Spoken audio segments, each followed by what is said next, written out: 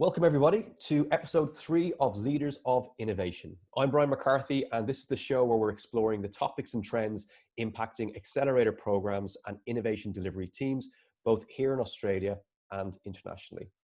Today, we are very lucky to be joined by Matt Salier, who is the director of RMIT Activator, RMIT University's home of entrepreneurship.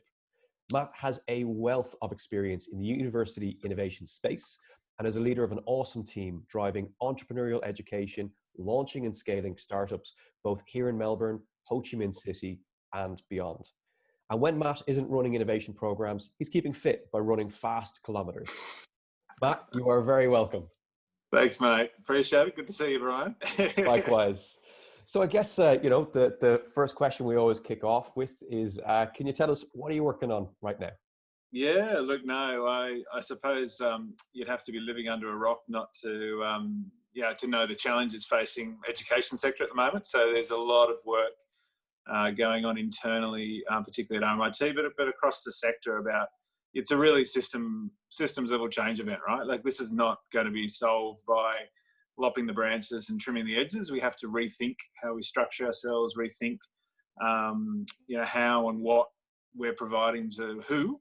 And it's a perfect place for a place like Activator and a place like the capabilities that my team have to really have a real impact across the university. So we're working a lot more on internal innovation. We're working with teams across the university to help them reimagine how they might think differently, but then start to operationalize that. Simultaneously, we're doubling down on our entrepreneurship programs for our startups. So we had our capital board meeting just last week, and again had some incredible examples of founders just really doing amazing things. Not unlike yourself, mate. And so it is. There's a lot going on. We've just secured a big regional entrepreneurship program with a Spanish wind turbine company in Western Victoria. So we're in the midst of going through the design process for that, and really excited. We also have just landed a Indigenous scale-up program, so we'll be adding to the suite of Indigenous programs we've already run to take 20 Indigenous businesses already at market to that next level, whether that be into new products and services or into new markets. So there's some really, I suppose, really interesting things to still be working on whilst we're dealing with that really challenging systems level change stuff. Yeah, absolutely. It sounds like you guys are definitely not sitting still.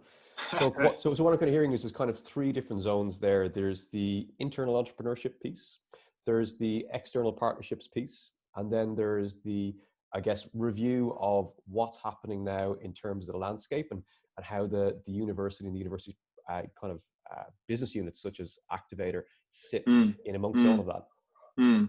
Yeah, look, and I think, it was really a bit of a shock to see QUT cancel their entrepreneurship program. I know, talking to colleagues around the place, a lot of are cutting back. And we've trimmed what we can do. And as I said, that sort of internal pivot shifts where we deploy resources, of course. But crises are the perfect time to innovate, to try new things, to test, to iterate, and to learn how to do things in different ways. And the pandemic, as terrible as the health crisis has just really been a catalyst for the business model challenges that universities and the education sector has had as a whole. RMIT's exposure to international student revenue wasn't as bad as some, but it's not insignificant. But that gives an impetus to think about how you might redesign, and for us, for Activator, the entrepreneurship is at the core of how RMIT thinks about itself and defines the journey for its 90,000 students. So we're really really pushing hard to amplify how we operationalize that. So you mentioned Vietnam and Hanoi and Ho Chi Minh City. The last cohort of our pre-accelerator had 7 teams from Vietnam, 11 teams from Melbourne going through together. And so that was great. They're at slightly different stages, and that's a bit of a program challenge, but the amazing connectivity that was created because of that, we couldn't have anticipated. And we saw, we've got Vietnam students now placing into Melbourne startups, and Melbourne students placing into Vietnam startups. Cross-cultural communication, the amplification of both of the businesses and the student experiences on both sides is tremendous. That's exactly why entrepreneurship in a university setting is so critical.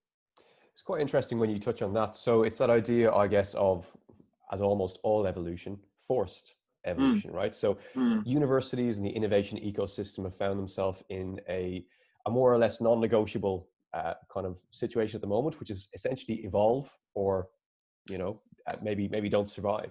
Go the way of the dodo. That's right. Yeah, correct. And when we look at it here, you're talking about, this idea of cross-pollination of skills between two startup ecosystems, thousands of kilometers apart. And that really brings, I suppose, into that idea that in the adaptation to this new challenging environment, people are really finding, I guess, or people are testing the limits of what technology can do to allow them to collaborate. Yeah, look, absolutely. We, I was saying offline to you, we were one of the first. So we're an Office 365 university, wonderful enterprise stack, does amazing things. But as probably lots of people have learned, its collaboration software in terms of video conferencing through Teams was a fair way behind what we're using today in Zoom. And so we just started using Zoom. We went to that, and of course I got the terse email from our Chief Information Security Officer saying, all these dramas with Zoom, and some of those were very legitimate. But we pushed on, and we went back to our mates there at the CISO's office and said, well, here's why we're using it.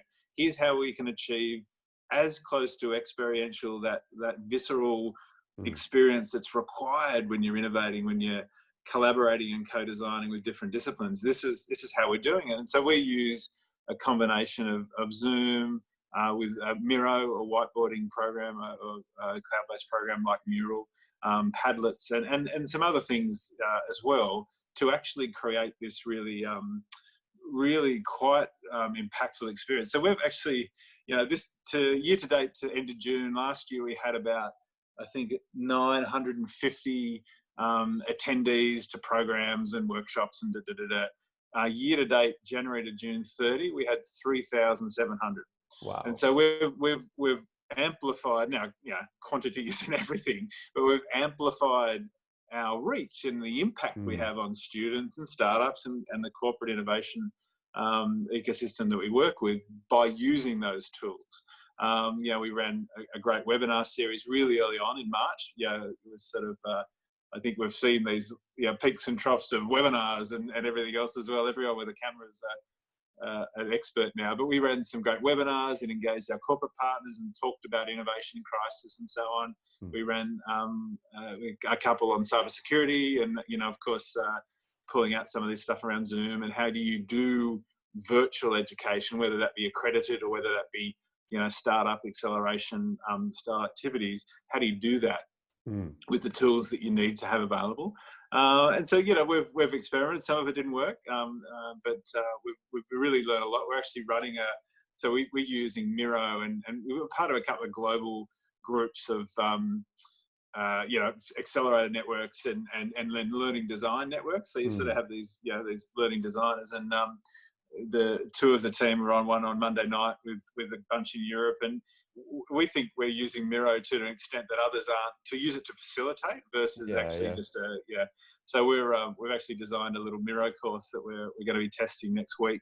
Cool. For that reason, because educators are also struggling, right? They're getting all these tools thrown at them. This can do that, but you've got to learn that as well.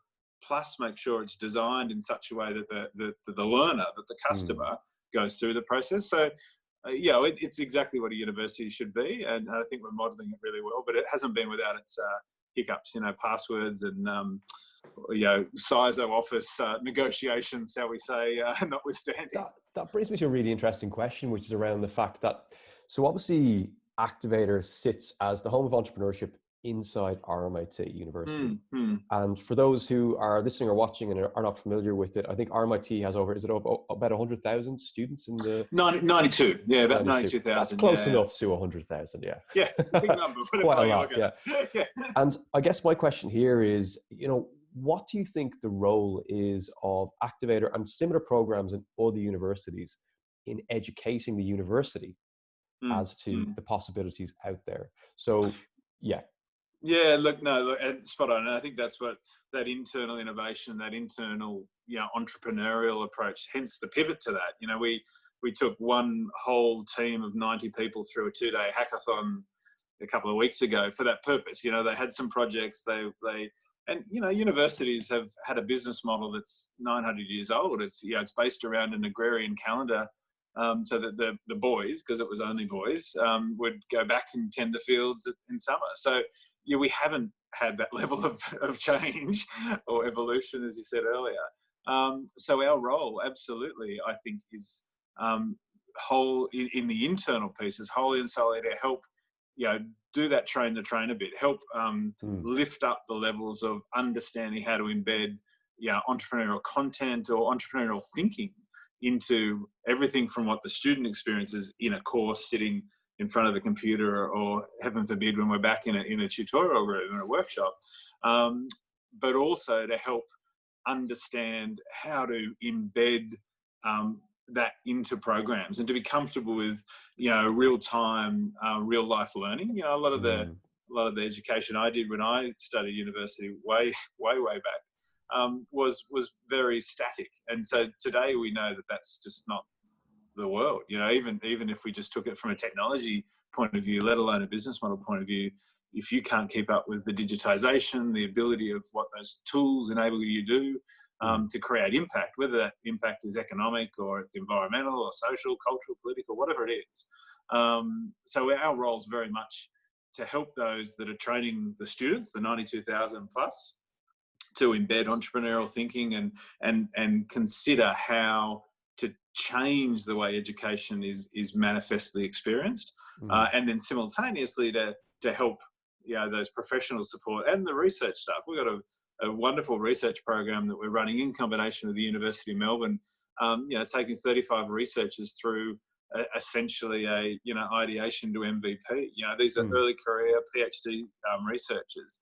The perfect time to help them think differently about how they might consider their research having the impact they want. Translation, and we've seen programs like Sarah's on Prime and others that have done a bit of that as well. So so we sort of cross over the student piece, the internal, professional, academic, and research staff, and COVID has seen more of them coming to us to help them do that than we've seen before. We've got the computer science guys are redesigning their whole curriculum. We've got a 500 odd students that are that go through that program every year before they specialise into all the amazing technology side of things. But they're looking for us to embed sort of hackathon design sprint experiences in very technical degrees, so that we get that user-centric, customer-centric, problem-centric approach, rather than perhaps technologists building technology because it's cool tech that actually doesn't solve anyone's problem. So we're seeing great examples of that activity, which is again an indication of that entrepreneurial spirit, the DNA within RMIT that says this is important. Enterprise-led and connected is important for the education that those 90,000 students get being relevant. It's curious when we think about the business model evolving. Again, forced evolution. There's a combination of inevitable pre-COVID. There was just changing behaviors in terms of people having a bigger appetite to consume things digitally in a just-in-time or always-on way. Yeah. Do you see a situation where the university model would actually move more towards an always-on scenario, where people have kind of continuous intake, or do you think it would probably remain in a as you say, agrarian calendar-based intake, because that's just the way the model is? Yeah, look, I mean, I guess that's the harsh take on it. It's clearly many universities, including ours, have tried to adapt parts of it. But I guess my point is that at our core, we're still predicated on the same model that existed when 900 years ago someone came up with the idea of imparting knowledge in the way that we do. I do think there's a number of really good reports, there's different ways that the education sector is seen to perhaps evolve because of this.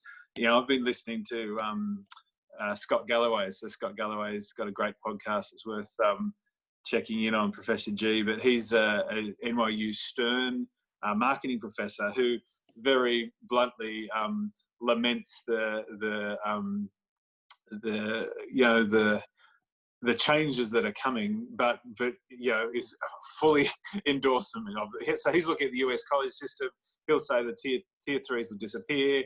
Some of the tier ones will still retain and maybe consolidate, to your point about focusing in. And then the level two colleges will just have carnage. And so that's one of the biggest higher education systems in the world. So Australia could look at that as a model of what might happen here.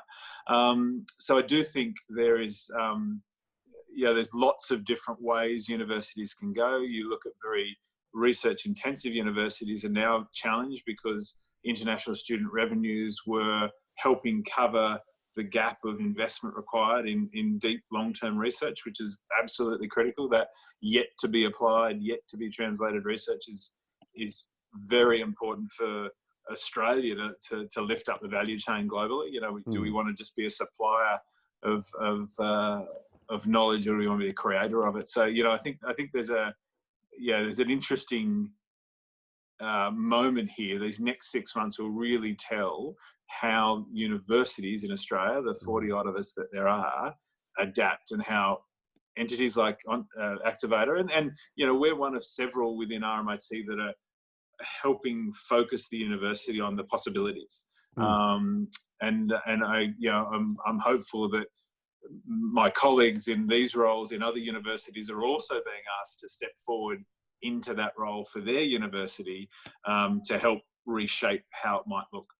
Yeah, I think in a globalized world, obviously again pre-COVID, probably at the apex of globalization, and with some of the political players, I guess, in the US, there was kind of a hit of the reverse gear in some of the globalization that was going on. And then just like technology has been accelerated through this forced evolution by COVID, it asks the question around sovereignty of innovation. So actually building the capacity at home, in whatever nation it may be. So obviously in this case, we're talking about Australia, for the ecosystem to grow its own, in terms of the creators and the ideators. Do you think, obviously, that universities are uniquely positioned to play a role in, I guess, sowing those seeds for that bounce back or positioning for recovery? They should be. I guess, you mentioned that sort of just-in-time, learning education earlier, and I think that's probably one of the spaces where universities have been slow on the uptake. We've had again, traditional business model. We get a student in. It's like a 3-year annuity, right? We just know that revenue will come for 3 years, and that's can lead to laziness in how you might think about that model. So I think universities are absolutely have the potential to deliver exactly what you're saying, that sovereign capability to lift up our role in the global value chains of a knowledge economy, of a knowledge worker base. And you see lots of amazing companies in Australia and globally that are embracing how they might achieve that. But I think the jury's out as to whether that adjustment can be made. I think you have a reasonably adversarial regulatory government environment towards higher education, some of it justified, some of it not. That's difficult, particularly in these circumstances. The reality is higher education did an awesome job of commercialising itself to the world, to the point of getting to be the third largest contributor to gross domestic product, and got perhaps a bit complacent about how well they did that, and didn't think about the next and the next and the next. Yeah. And now what we see happen is that those countries who were our customers for that wonderful commercialization of a top quality Western education product have built their own high quality educational systems on the back of that, as you would hope you would do. You're building capability in China and Malaysia and India and so on. And now, of course, the reliance on us, it was already plateauing and tapering in some disciplines and areas. And now that reliance has just been, as I said, it's like, fuel on a fire of that change. Yeah. So we can play that role, and should. It's how well and how quickly the agility of our quite bureaucratically structured organizations can adapt. And that systems change is tough. System change in any organization, from a small scale up to a big bank or a big mining company, is hard. Universities are no different. Absolutely. Well, you've got human beings, you've got culture, you've got systems which are ingrained, and you've got, obviously the ability for people to only be able to process so much change in one go. For this kind of positioning for a comeback or a bounce back in terms of the innovation ecosystem, there are a number of different players in there. So we've spoken to universities. There's the founders themselves who are enabled by the infrastructure provided by those innovation programs. But obviously, the player with the most levers is government, and they play an intrinsic role in architecting the pathways that are available to those early stage businesses, or to people who may have discovered that, as skilled as they are, they might not necessarily have a job in 6 months or whatever it may be. From that perspective, and stepping back on a more macro point of view, how do you think government can play a key role, maybe partnering with universities to kind of enable this positioning for a comeback? Yeah, look, I mean, I think they clearly have a role. I think, the reality of the next 6 to 12 months, at least, perhaps not longer, is the government will be the biggest investor or the spender, lubricator of the economy to get some type of bumpiness out of it. And has done a good job, in the main to date. I think there's some challenges ahead still, but I think the risk with government intervention is, and you've seen it with the announcements around, in the changing to the ratios that the government pays universities for particular types of degrees. It's sort of almost government rather than the market, making an assessment of what the skills and jobs need to be. Now, hopefully that's market informed, but the market is usually the best and more agile determinant of that versus a bureaucracy, that being a government or the university itself.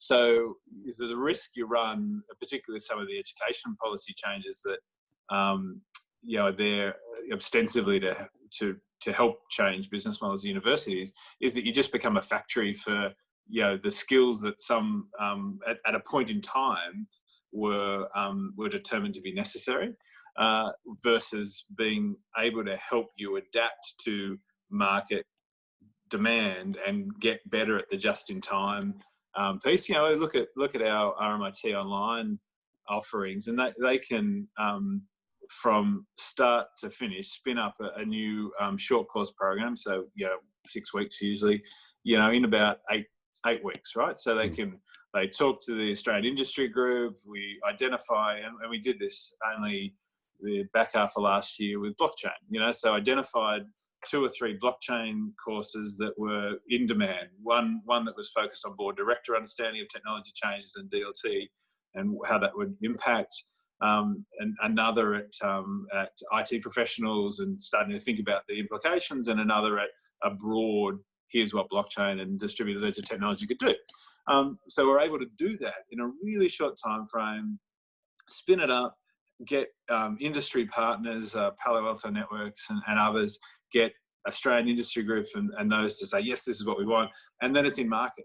And so that sort of agility is what you want to do. The risk of government intervention saying, we'll pay you more if you do this type of degree or this type of accredited program, is that all of a sudden resources swing to that because that's where the money will be, and you might miss the opportunity to actually service a need that has been there all along. I mean, the big risk of government intervention in education is the impact on creative and humanities subjects. We would say across the board, RMIT is a design technology enterprise university. That design component, that very important humanities discipline, actually brings so much breadth and opportunity to technologists and marketers and business students when we're trying to create businesses or create projects for our corporate partners. To just say, well, that's not important, and STEM's only important, the market doesn't work that way. And innovation doesn't work that way. It happens at the edges of all those experiences. So if innovations happens at the edges of all these different disciplines and you're disincentivized to focus on one of them, then clearly innovation is going to suffer. Mm. And it makes perfect sense, right? If you subsidize an industry in an economy, it'll thrive. It might operate inefficiently. It might even operate at a loss. And if you take away subsidies, for example, in the European Union, certain countries have received, almost every country has received some kind of a subsidy for, one of their national industries that probably took a hit when they became part of the market. But the idea was that they wouldn't penalize them for joining, so they would subsidize the industry, even though it might not be commercially viable. So yeah, I think it's interesting, as you say there, the government definitely has a role to play in supporting and leading when it comes to those education subjects. But the danger, of course, is on the flip side, you're taking away the market's voice in some ways, which is an important part of innovation. Yeah, it's just how you balance it. Yeah. Certainly. So Matt, tell me, what is your biggest learning over the last 12 months? There's an easy question for you. 12 months. Well, for me, it's been pivoting again. I was really fortunate to, I started with RMIT in August after having built the new Venture Institute in Adelaide at Flinders University for the past 7 years. And that was another one of my startups. That was from 2 bits of paper and a bit of runway, see what you can create, and 7 years on. The biggest learning for me with Activator is that it was a scale up. There had been an investment, there was a tremendous base, there were things that were probably hadn't worked, as is always the case, and so it was a great opportunity to really get into that. And we'd made wonderful headway. I got an awesome team, really starting to hit their straps in sort of February, and what happened. So my biggest learning is that I still enjoy that challenge of not a significant pivot, a significant fracture. I was very much I can see that path for Activator to build on this amazing foundation that it had in its first 3 years or 2.5 years of its life. And as we start to get to that, third, fourth year, at the back end of this year, it's just that ability to pivot. So learning that I still don't mind doing that, learning that I can help a team adjust and adapt to that. We did a great exercise where we took everyone in the team. So we have an education and product team, and they do a brilliant job of delivery for all the programs we do. But we had every single person in the team deliver a workshop on a topic that we teach founders and students to us as a team. So we did it as a development piece. We did it as a way for